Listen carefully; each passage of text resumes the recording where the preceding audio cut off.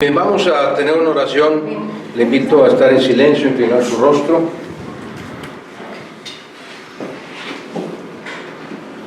Dios eterno, alabado y glorificado sea tu nombre por siempre, Señor. Estamos con gran gozo en nuestro corazón por este día que nos permites estar en tu casa de oración para aprender de tu palabra, Señor.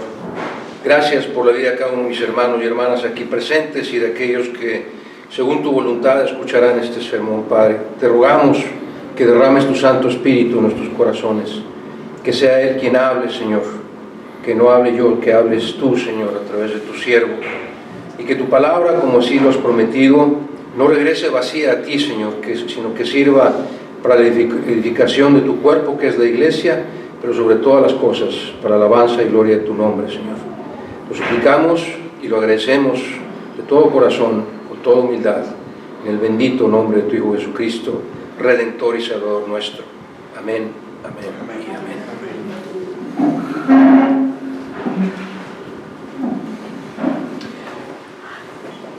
Espero que no se asuste con el título del sermón.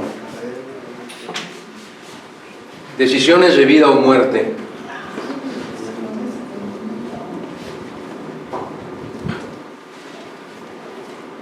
Ya se asustó todavía. Tranquilo. Decisiones de vida o muerte.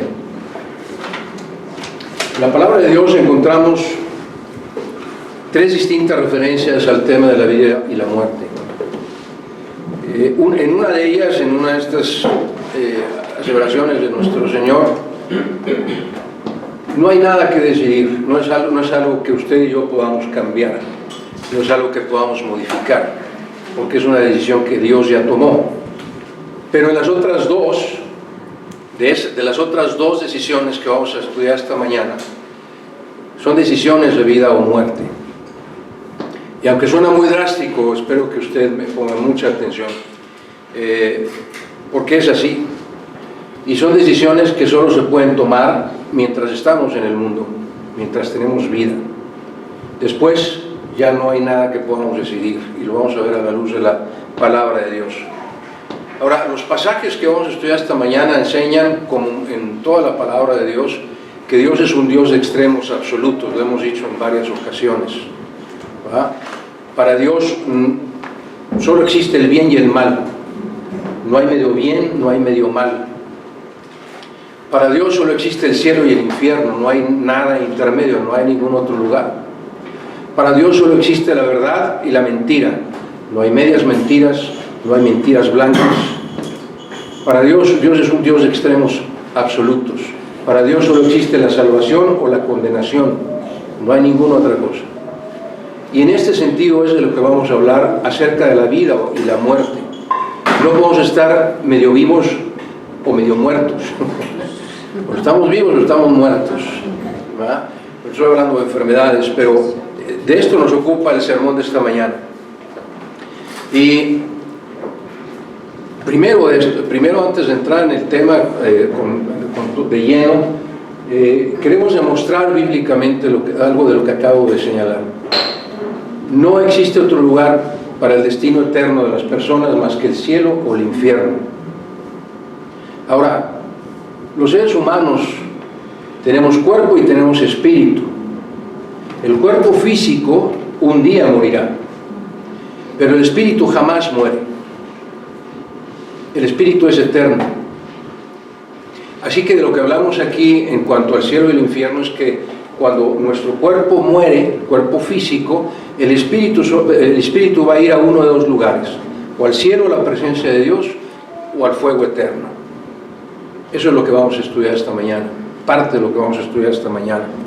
Y como decía yo, estas decisiones solo las podemos tomar, nuestro destino eterno es una decisión que solo podamos tomar mientras estamos en el mundo, mientras tenemos vida. Y quiero citar el Evangelio según San Mateo capítulo 25.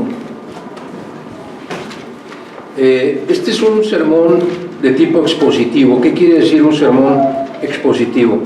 Quiere decir que cada versículo o pasaje que vamos a estudiar, vamos a exponerlo, vamos a desmenuzarlo, vamos a discernirlo. y a veces hay que usar otras palabras para poderlo entender, por eso se llama sermón expositivo. Y vamos a ver varios pasajes. Mateo capítulo 25, a partir del versículo 31, es lo que vamos a usar para demostrar bíblicamente que solo existen el cielo y el infierno. Estas son palabras del Señor Jesús. Dice él, cuando el Hijo del Hombre, es decir, Jesús, venga en su gloria, y todos los santos ángeles con él, puede usted tomar esta porción del versículo y anotar en su Biblia, Apocalipsis capítulo 19, versículos 11 al 16. Póngalo ahí como referencia, porque a eso está refiriéndose nuestro Señor Jesús. Cuando venga el Hijo del Hombre, Jesucristo, con sus ángeles. Apocalipsis 19, versículos 11 al 16.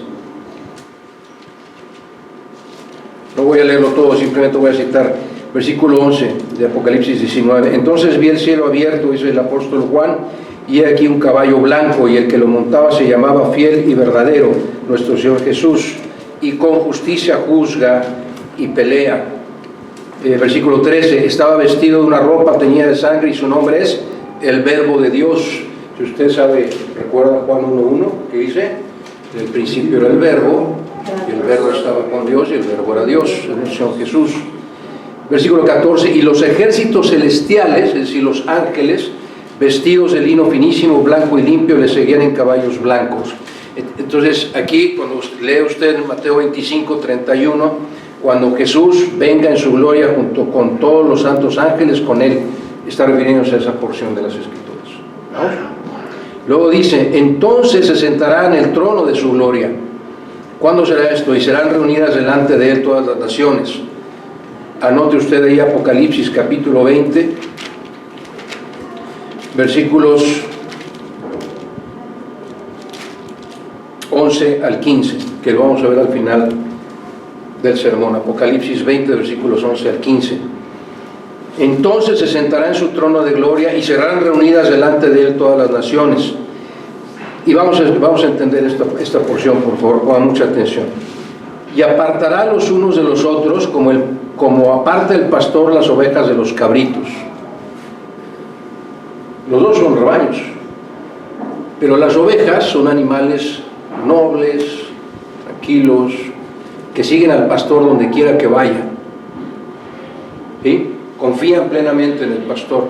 Y los cabritos no, los cabritos son animales rebeldes, ¿va? Entonces identificamos a las ovejas como aquellos que creemos en Cristo como nuestro Salvador, identificamos a los cabritos como aquellos que no creen en Cristo como su Salvador, son rebeldes, rehúsan creer en Cristo. Así que sígame con eso en mente. Y dice, y pondrá las ovejas a su derecha, los creyentes, y los cabritos a su izquierda, los no creyentes. Entonces el rey dirá a los de su derecha, a los creyentes, venid, benditos de mi Padre, heredad del reino preparado para vosotros desde la fundación del mundo. ¿Dónde está el reino de Dios? En el cielo. Por eso sabemos que vamos directamente a la presencia de Dios al morir. Versículo 41. Entonces dirá también a los de la izquierda, a los cabritos, apartaos de mí, malditos, al fuego eterno preparado para el diablo y sus ángeles.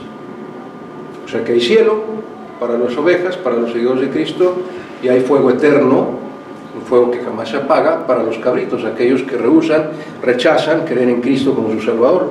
Versículo 46, e irán estos, los cabritos, al castigo eterno, y los justos a la vida eterna. Y la vida eterna es en presencia de Dios.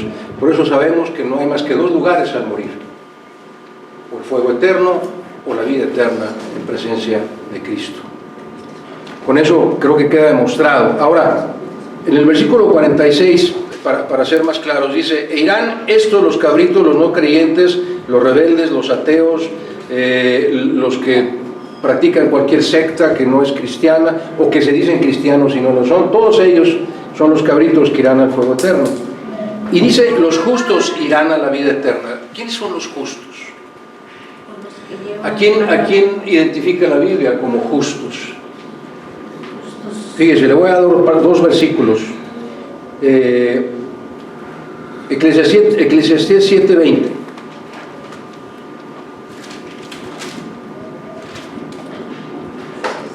Eclesiastés 7:20.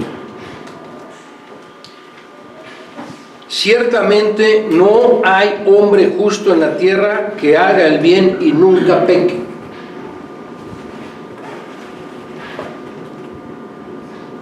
Ciertamente no hay un solo hombre justo en la tierra. Entonces, ¿quiénes son los justos de los que habla Jesús que irán al cielo? Pongan mucha atención. Romanos capítulo 3, versículo 10.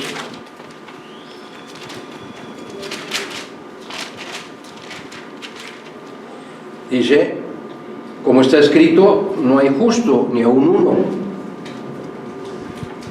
¿Sí? Me está siguiendo ahorita. Hoy estamos a identificar quiénes son esos justos.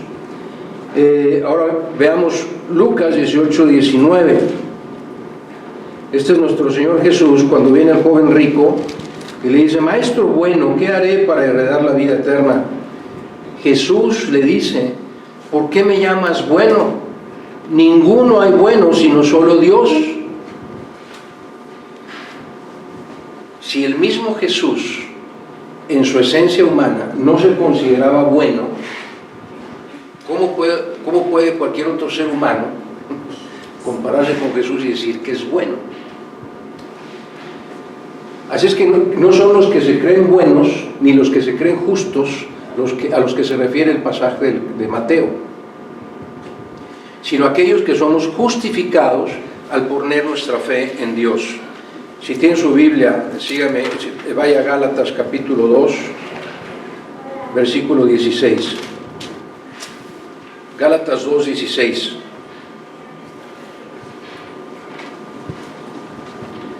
Dice el apóstol Pablo, sabiendo que el hombre, el ser humano, entiéndalo así, no hombre o mujer, sabiendo que el ser humano no es justificado por las obras de la ley, es decir, por tratar de obedecer los mandamientos, sino por la fe de Jesucristo. Somos justificados por la fe de Jesucristo.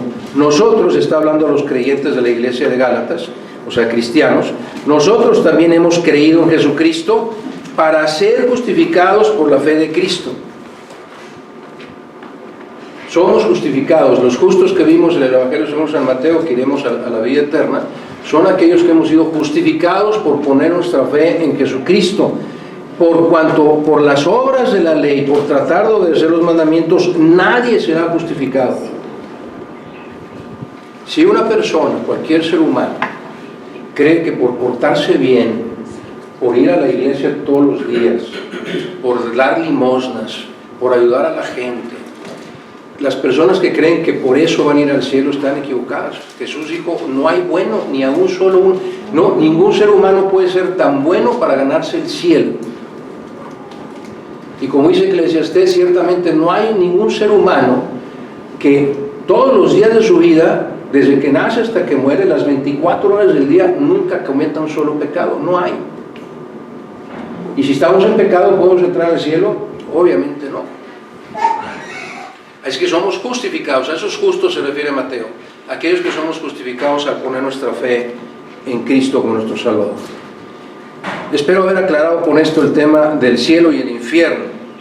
Ahora, primero vamos a tocar brevemente una decisión que Dios ya tomó y que usted ni yo podemos cambiar. Esa decisión es acerca de la muerte física. Dios es quien da la vida y Dios es el que decide cuándo quitarnos la vida. Ahora, usted puede pensar, bueno, ¿qué pasa con la gente que decide suicidarse? ¿O qué pasa con, entiende usted el término eutanasia? ¿No? Algunos ya lo notan. Bueno, la eutanasia es una ley que ya varios países han aceptado, en donde una persona que ya no tiene, según los médicos, forma de vida, está muy enfermo, ya no hay forma de sanarlo, el gobierno le autoriza a morirse. O una persona que está en coma, o sea, sin poder saber qué sucede en su vida, y está en una cama de hospital o en algún lugar lleno de tubos para mantener su cuerpo vivo. Y entonces le dicen a los parientes, ¿quieres desconectarlo para que se muera? ¿O quieres que siga? Entonces pareciera que en estos casos la decisión del tiempo de muerte depende de la persona, pero no es así.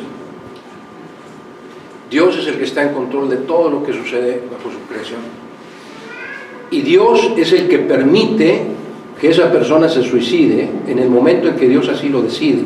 Y Dios es el que permite que la persona sea desconectada y se muera en el momento en que Dios así lo decide.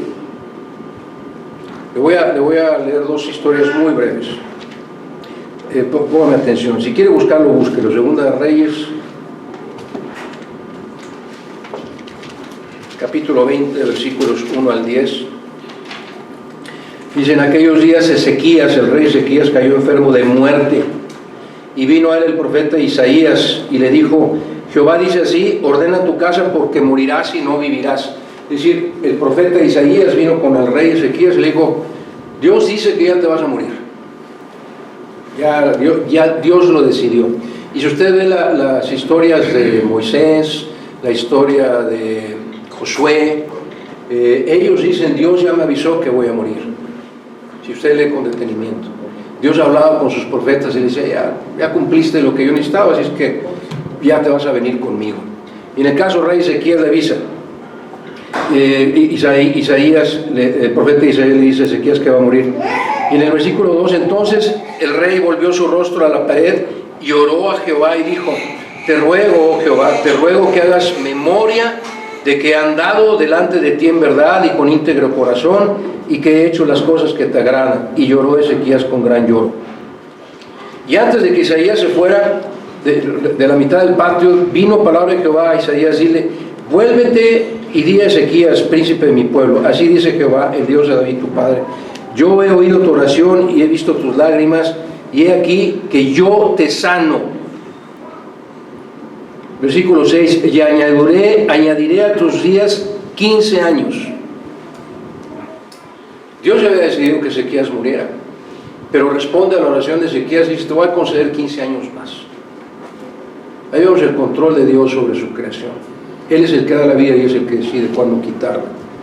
Y el otro pasaje que quiero compartir con usted es el Evangelio según San Mateo, capítulo 10. Y no, quiero que note las palabras de nuestro Señor Jesús. Mateo capítulo 10, versículos 28 al 30. Le está diciendo a sus discípulos, y pongan mucha atención. Dice Jesús: no temas a los que matan el cuerpo, mas el alma no pueden matar. Nadie puede matar nuestro espíritu. ¿Entienden? Dice Jesús: temed más bien a aquel, es decir, a Dios, que puede destruir, no matar, el alma y el cuerpo en el infierno. Fíjese bien, no dice matar el espíritu, no dice matar el alma, dice destruir el alma y el cuerpo en el infierno. A él es el que debemos de temer. Y dice esto el Señor Jesús, que hermoso, dice, versículo 29, no se venden 2 pajarillos por un cuarto, o sea, baratísimo. Con todo, ni un solo pajarito cae a tierra sin vuestro Padre, es decir, sin que Dios lo decida. Pues aún vuestros cabellos están todos contados. Así que no temáis, más valéis vosotros que muchos pajarillos. Lo que está diciendo el Señor Jesús: la decisión de quién muere, cuándo muere, sea ser humano o sea animal, es de Dios. Él es el que da la vida y Él es el que la quita. Entonces, cuando una persona decide suicidarse o decide desconectarlo, Dios lo está permitiendo. Dios ya lo sabía. Si no, no podríamos decir que Dios es omnisciente, que todo lo sabe. Espero que quede claro eso. ¿Sí? Así que la primera muerte es física y no hay nada que usted y yo podamos hacer para evitarla. ¿O sí? Todos vamos a morir tarde o temprano.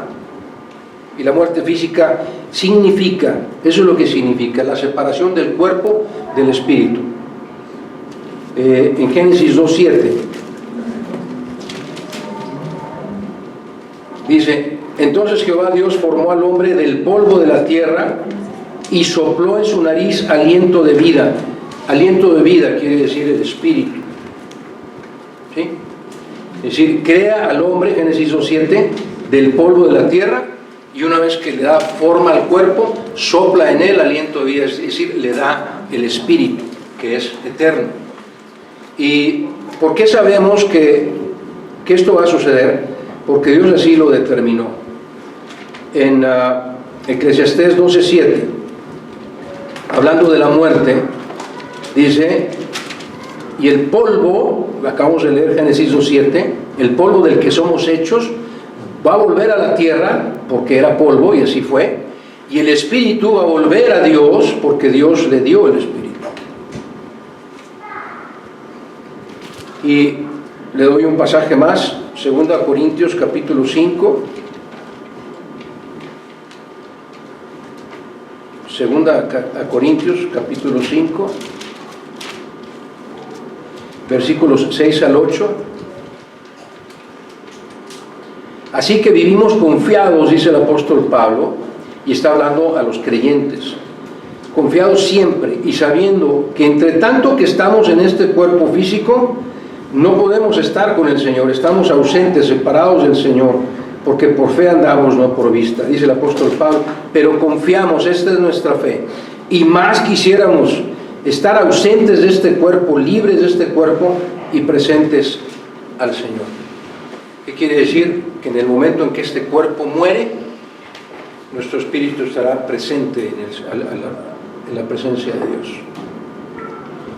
Y como decía yo, no hay nada que usted y yo podamos hacer. Algún día vamos a morir.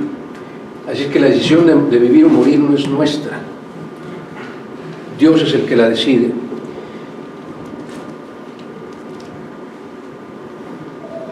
Y como hemos visto, dependiendo de la decisión que tomemos mientras tengamos vida, el espíritu irá a uno de dos destinos, que vamos a analizar más a detalle en el sermón.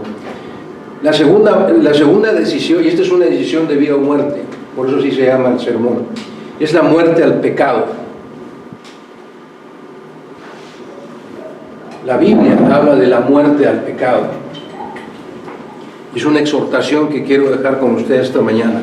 Y la muerte al pecado es la separación del creyente, separar al creyente del poder dominador, controlador del pecado.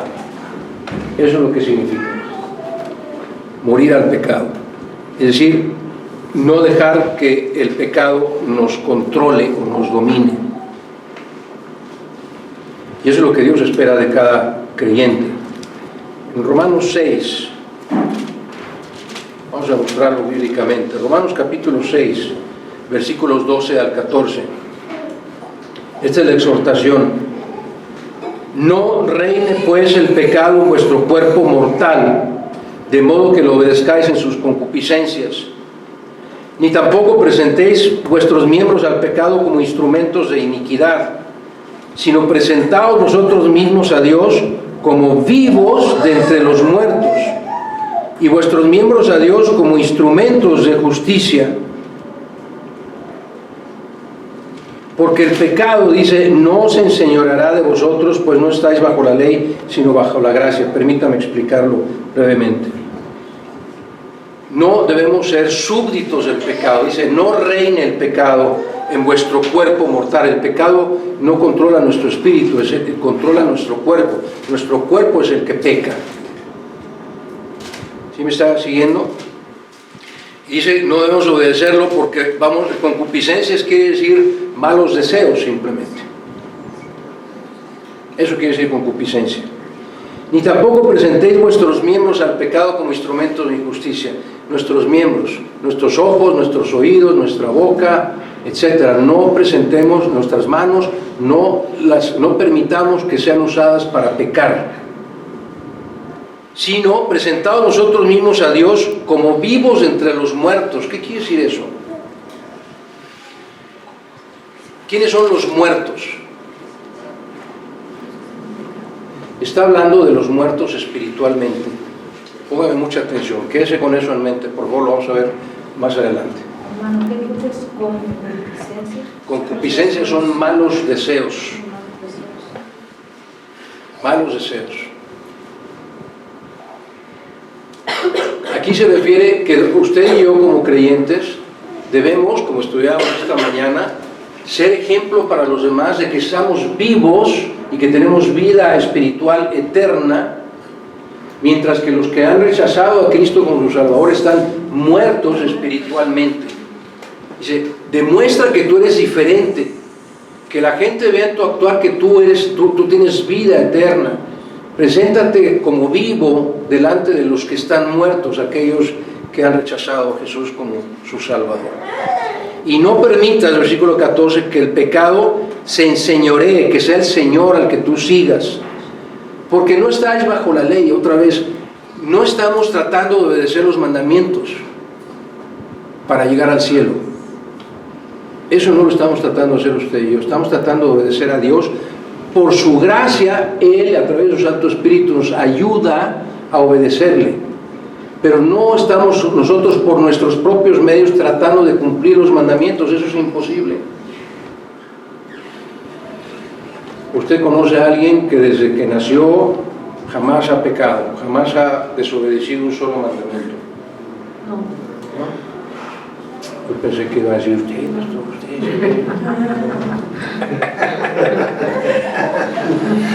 el pastor Paco, no hay un solo ser humano que todos los días de su vida, lo leímos en Eclesiastés, se pueda cumplir todos los mandamientos las 24 horas del día. No estamos por nuestros medios tratando de cumplirlos, sino que el Espíritu Santo de Dios, porque estamos bajo la gracia, es el que nos ayuda, nos empodera, nos da el poder para cumplir los mandamientos, obedecer a Dios. Romanos 8, versículos 13 y 14 dice: porque si vivimos conforme a la carne, otra vez, si obedecemos al cuerpo, si permitimos que el cuerpo nos domine, moriréis. Los seres humanos que no son creyentes se dejan dominar por el cuerpo, cometen pecado tras pecado tras pecado. Mas si por el Espíritu, está con mayúscula, está hablando el Espíritu Santo, hacéis morir las obras de la carne, es decir, no te vas a dejar controlar por el cuerpo, entonces vas a vivir. Porque todos los que son guiados por el Espíritu Santo de Dios, estos son hijos de Dios. Si usted no está siendo guiado por el Espíritu Santo, usted no es hijo de Dios. Si usted está tratando de cumplir los mandamientos por sus propios medios, usted no es hijo de Dios. Porque es el Espíritu Santo el que nos ayuda a cumplirlos. Y ahorita vamos a ver un pasaje que da mucha controversia, y espero ser claro. 1 Juan capítulo 3. 1 Juan capítulo 3, versículos 8 y 9. Ponga mucha atención porque este pasaje se ha malentendido muchas veces. Antes de estudiarlo, dígame, ¿usted ha pecado? Sí. ¿Usted es cristiano? Sí. Y de todos modos peca. ¿Sí? ¿O hay algún cristiano que no peque? Todos pecamos. No me volteen a ver porque yo sí peco. Todos pecamos, ¿cierto? Aunque seamos cristianos, ¿verdad? Entonces, con eso en mente, vamos a estudiar este pasaje. Fíjese muy bien, dice el apóstol Juan: el que practica el pecado es el diablo. No dice el que peca, sino que el que practica el pecado. Ahorita lo voy a explicar. Porque el diablo peca desde el principio. Pero para esto apareció el Hijo de Dios, nuestro Señor Jesucristo, para deshacer las obras del diablo. Escuche, todo aquel que es nacido de Dios, cuando usted y yo recibimos a Cristo como nuestro Salvador, dice la palabra de Dios, que somos hechos una nueva criatura. Dice, si alguno está en Cristo, nueva criatura es, las cosas viejas pasaron y aquí todas son hechas nuevas. ¿Sí? Le dijo nuestro Señor Jesús a Nicodemo, capítulo 3 de Juan: usted no puedes entrar al cielo si no naces de nuevo. ¿Recuerda ese pasaje? Entonces, para poder entrar al cielo tenemos que nacer de nuevo. Y dice el apóstol Juan, en lo que estamos leyendo: aquel que es nacido de Dios, el que aceptó a Cristo como su Salvador, es una nueva criatura. Otra vez dice, no practica el pecado, porque la simiente de Dios permanece en él. ¿Quién es la simiente de Dios? Jesucristo, Génesis 3:15. Jesús es la simiente de Dios. Y no puede pecar porque es nacido de Dios. Otra vez, somos una nueva criatura. Entonces, ¿qué está diciendo el apóstol Juan? Dice, el cristiano no puede pecar. Y si nos volteamos a ver, híjole, ojalá fuera cierto que no pudiéramos pecar. Pero tenemos que entender el pasaje en todo su contexto. Y debemos de leerlo así. Todo aquel que es nacido de Dios, versículo 9, no practica el pecado, porque la simiente de Dios permanece en él, y no puede practicar el pecado. Eso es lo que está diciendo el apóstol Juan. No puede practicar el pecado porque es nacido de Dios. ¿Cuál es la diferencia entre pecar y practicar el pecado? La diferencia es que si usted es creyente, si usted tiene el Espíritu Santo en su corazón, cuando comete pecado, siente la necesidad de arrepentirse, sabe que pecó,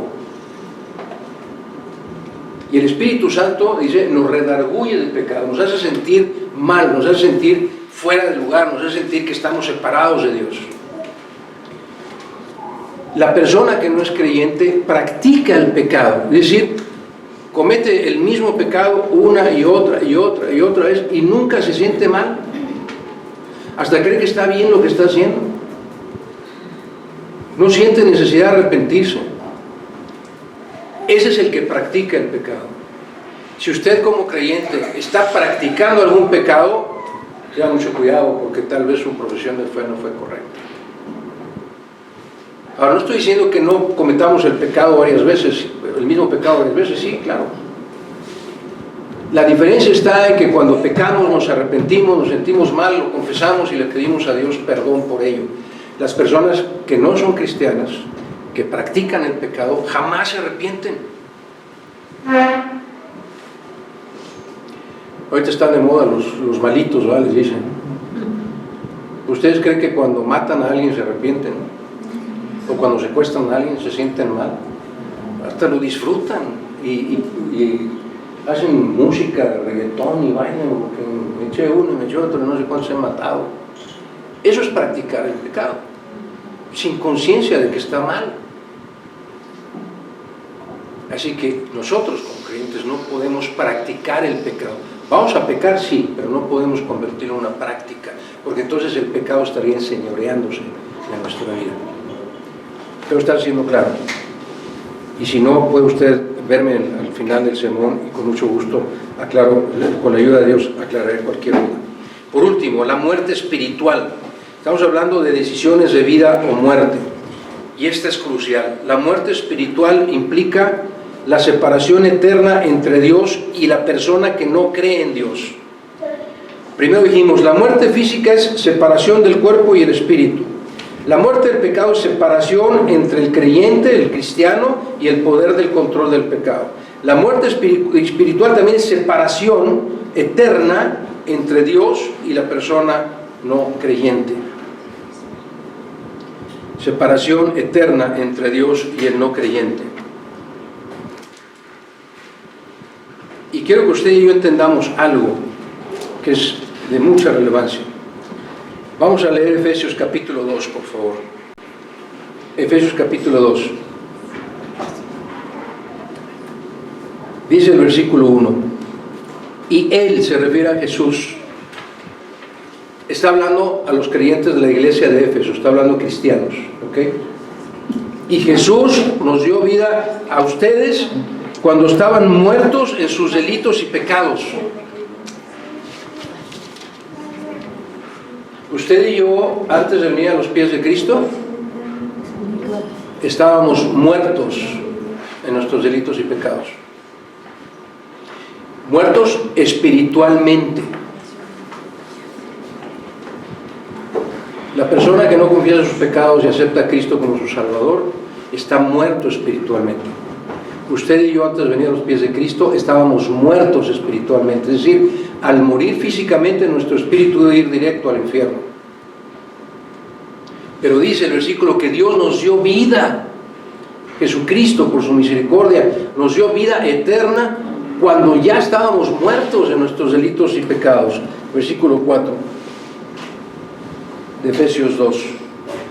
Pero Dios, que es rico en misericordia por su gran amor con que nos amó, otra vez, aún estando nosotros muertos en pecados, nos dio vida juntamente con Cristo, por gracia somos salvos. y juntamente con Él nos resucitó. Otra vez hablamos de la nueva vida, fuimos resucitados, morimos al pecado y nacimos como una nueva criatura. Y asimismo nos hizo sentar en lugares celestiales con Cristo Jesús. Todo esto ya está consumado. Nadie puede evitar que usted y yo al morir vayamos a la presencia de Cristo. Aquí lo está diciendo el apóstol Pablo. Dice, ya fuimos resucitados. De nuevo, que si alguno está en Cristo, nueva criatura es. Y ya hemos ido, ya nos apartó nuestro Señor Jesús un lugar en el cielo para que estemos con Él. Nadie puede evitar eso.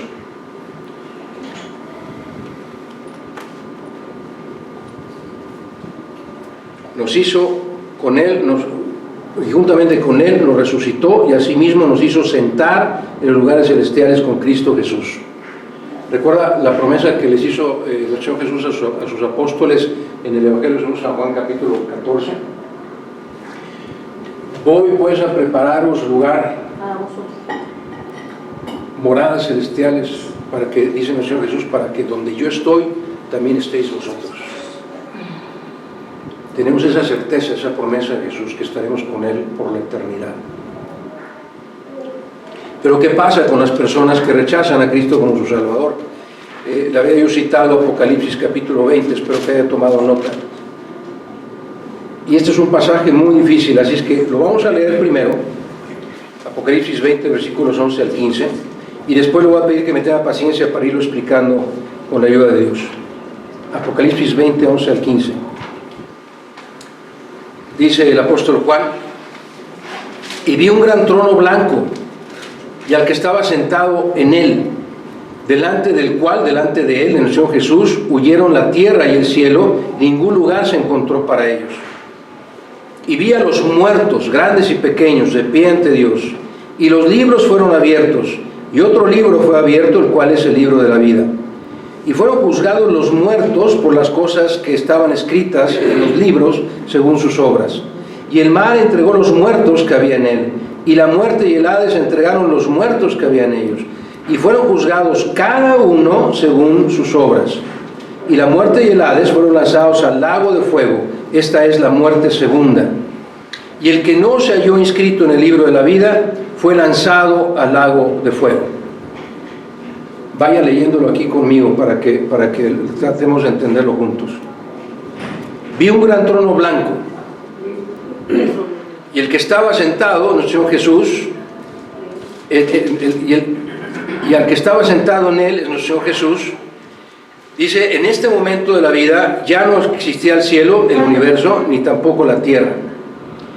Versículo 12, y vi a los muertos espiritualmente hablando.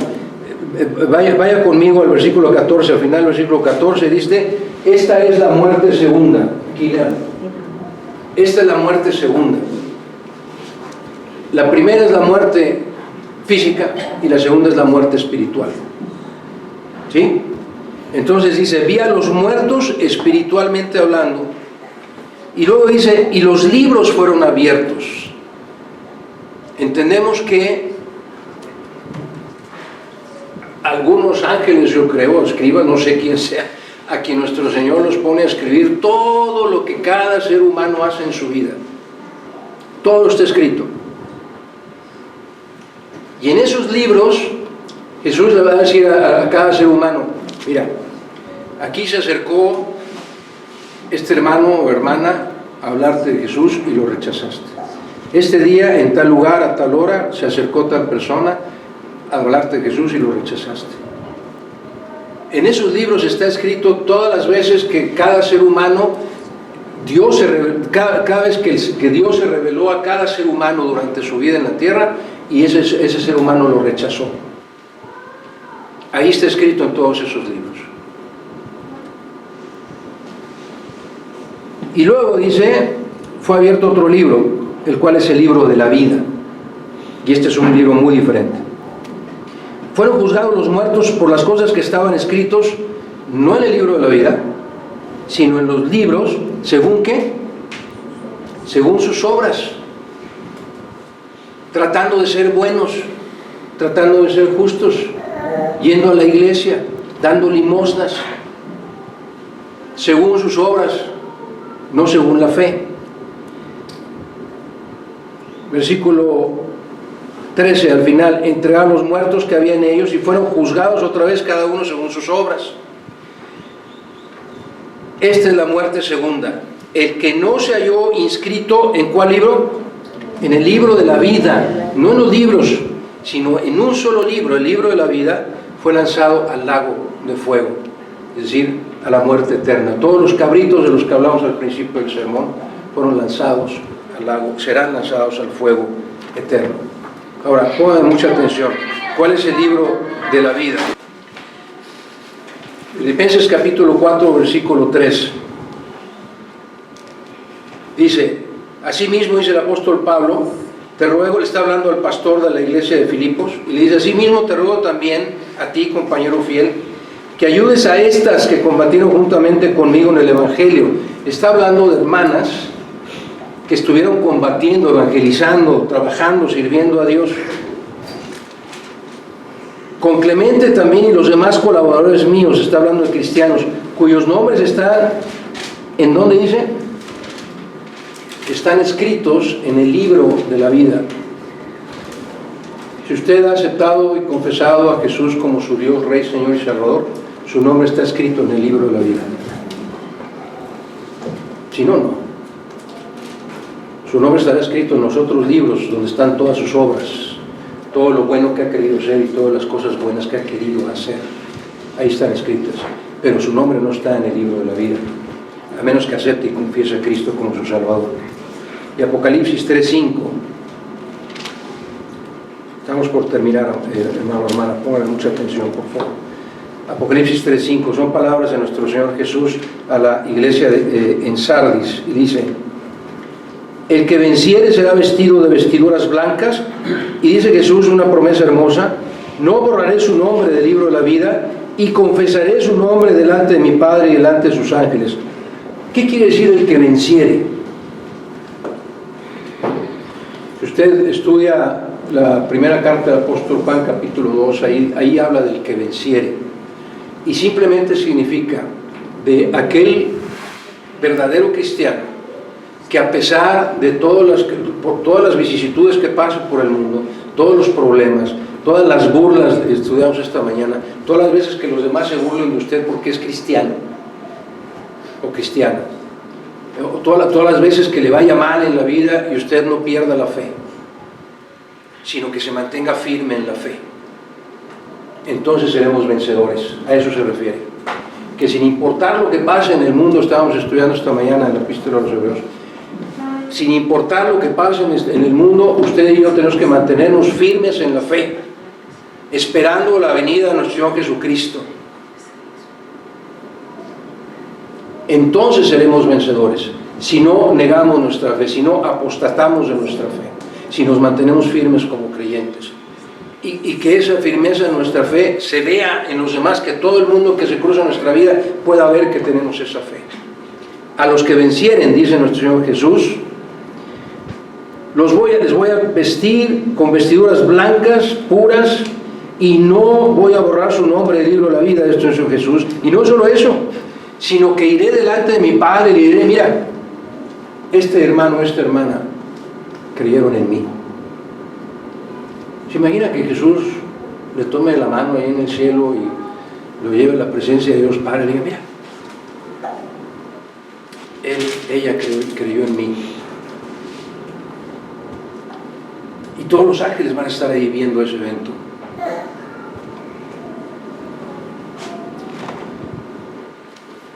Ojalá usted y yo y todos los que estamos escuchando este sermón tengamos esa bendición, y si no, es momento de reflexionar qué está pasando en su vida.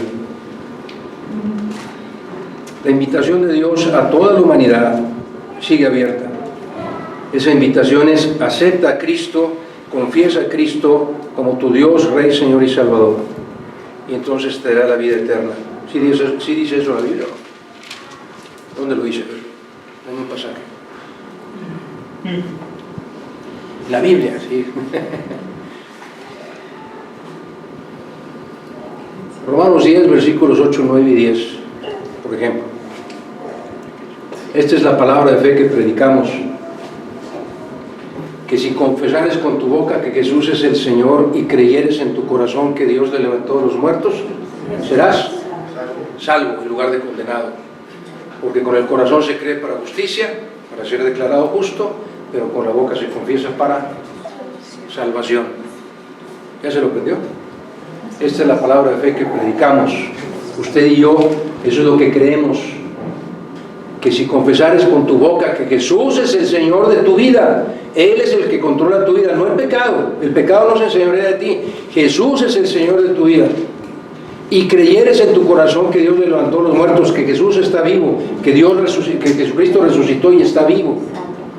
Si haces eso, si realmente lo crees y vives de acuerdo a eso, entonces serás salvo. Porque con el corazón se cree para ser justificado, pero con la boca se confiesa para salvación y evitar la condenación eterna. Ahora, prácticamente desde que nacemos y casi hasta el último instante de nuestra vida estamos tomando decisiones, ¿cierto o falso? Voy a platicar una anécdota, espero que mi hija Mariana no se enoje conmigo. Hoy no vino, así es que voy a abusar de eso. Si ve después el mes, no le van a decir nada, por favor, ¿no? Pero desde que somos bebés estamos tomando decisiones. Los bebés deciden cuándo dormir y cuándo comer, ¿verdad? Ellos mandan, ¿no es cierto? Usted como papá o mamá cree, no, ahorita vas a comer, ahorita te vas a dormir, ya te quiero ver. Desde que somos bebés tomamos decisiones, y nosotros como padres primerizos, cuando nació nuestra hija Mariana, ella decidía dormir, no comer, ella decidía dormir. Y entonces nosotros preocupados como padres primerizos estamos con, oye, pero es que no se quiere despertar. Y me acuerdo de mi mujer de Pati, vino a comer. Y Mariana, perdida totalmente. Yo soy el pediatra, cuando le dé hambre va a comer, tranquilo. Y pasaba una semana, oye Rubén, no quiere despertar, no quiere comer. Cuando le dé hambre, se va a levantar. Ella decidía dormir. No quería comer. Desde entonces cada uno de nosotros toma decisiones. Toda nuestra vida, en cada momento de nuestra vida, usted y yo tomamos decisiones. Pero aquí estamos hablando de decisiones de vida o muerte. Si usted es verdaderamente creyente, usted y yo debemos de tomar la decisión de morir al pecado. Debemos morir al pecado, no permitir que el pecado se enseñe en nosotros, no permitir que el pecado nos domine, no permitir que nuestro cuerpo sea usado para pecar. Usted y yo, Dios nos llama a morir al pecado, a no permitir que sea parte de nuestra vida.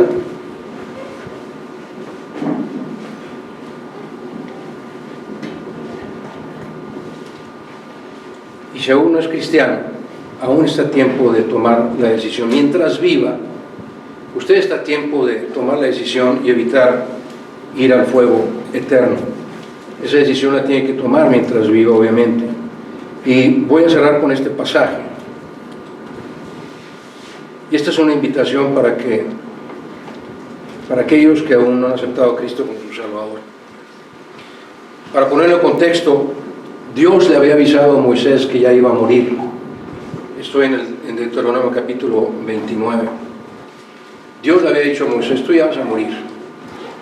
Y entonces Moisés reúne a todo el pueblo de Israel para decirles lo que Dios quiere dejarles como último mensaje. En el capítulo 30, estando todo el pueblo de Israel presente, en el capítulo 30 de Deuteronomio, dice Moisés al pueblo de Dios en el versículo 15. Son palabras de Dios, entiéndalo así como Dios hablándole a usted. Dice, mira, yo he puesto delante de ti hoy la vida y el bien y la muerte y el mal. ¿Se da cuenta de los extremos de Dios? Vida y muerte, bien y mal. No hay medio bien ni no hay medio mal. O está bien o está mal para Dios.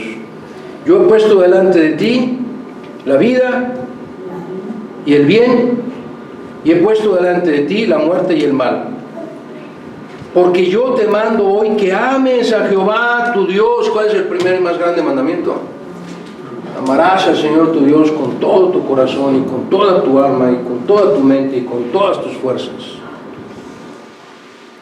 Que andes en sus caminos y guardes sus mandamientos, sus estatutos, sus decretos, para que vivas y seas multiplicado y Jehová tu Dios te bendiga en la tierra a la cual entras para tomar posesión de ella. Para que vivas, ama a Dios, para que vivas eternamente. Y luego viene la exhortación: mas si tu corazón se apartare y no hieres, que no hieres ¿qué? La invitación de Dios a tomar la decisión de aceptar a Cristo. Si no oyeres y te dejares extraviar, y te inclinares a dioses ajenos, y les sirvieres, yo os protesto, es como decir, te lo advierto, hoy que de cierto moriréis. Versículo 19: a los cielos y a la tierra llamo por testigos hoy contra vosotros, que os he puesto delante la vida y la muerte. Ahí están los extremos nuevamente. La bendición y la maldición, ahí están los extremos. Exhortación: escoge pues la vida para que vivas tú y tu descendencia. Si escojo la vida, ¿cómo tengo que hacer? Amando a Jehová tu Dios, atendiendo a su voz y siguiéndole a Él, porque Él es vida para ti y prolongación de tus días. Escoge, decide hoy, para aceptar a Cristo como tu Salvador, para que tengas vida eterna. Son decisiones de vida o muerte. No quiere decir que con esta decisión... Ahora, si usted está a punto de morir y lo sabe, yo no estoy diciendo que Dios no le conceda como al rey Ezequías vivir más tiempo. Él tiene el poder para hacerlo. Entonces no estamos hablando de la muerte física, estamos hablando de la muerte espiritual. Y le dice Moisés: escoge, decide hoy aceptar a Cristo como tu Rey, Dios, Señor y Salvador, para que vivas por la eternidad. Es una decisión de vida eterna o de muerte eterna. Como dice Moisés, espero que escojas la vida eterna y no la muerte eterna. Y la exhortación a nosotros como creyentes es: debemos morir al pecado, no practicar el pecado, debemos morir al pecado.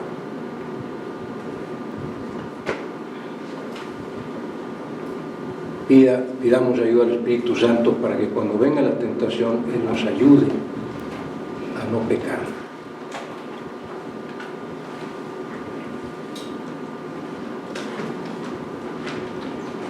Normalmente no hago invitaciones desde el púlpito, pero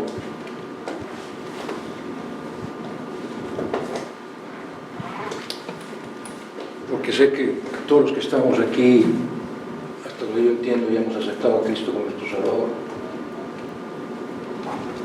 Pero si alguien escucha este sermón, espero en Dios que Él mueva el corazón de esta persona para que se rinda a los pies de Cristo. Vamos a terminar con una oración. Padre eterno, te damos infinitas gracias, Señor, por tu palabra que es viva, Señor, y es eficaz y más cortante que espada de dos filos, que penetra hasta lo más profundo de nuestro corazón. Conmuévenos, Señor, te lo ruego. Conmueve nuestro ser, nuestro espíritu, para que tomemos la determinación firme de morir al pecado, como hijos tuyos, que no practiquemos el pecado. Fortalécenos, Señor, para evitarlo. Y Padre, si alguna persona aún no ha aceptado a Cristo como su Salvador, te suplico, Señor, te suplico de todo corazón, que tu Espíritu Santo le redarguya, Señor, para que humillado incline su rostro, sus rodillas ante ti y acepte y confiese a nuestro Señor Jesucristo como su Rey, Señor y Salvador.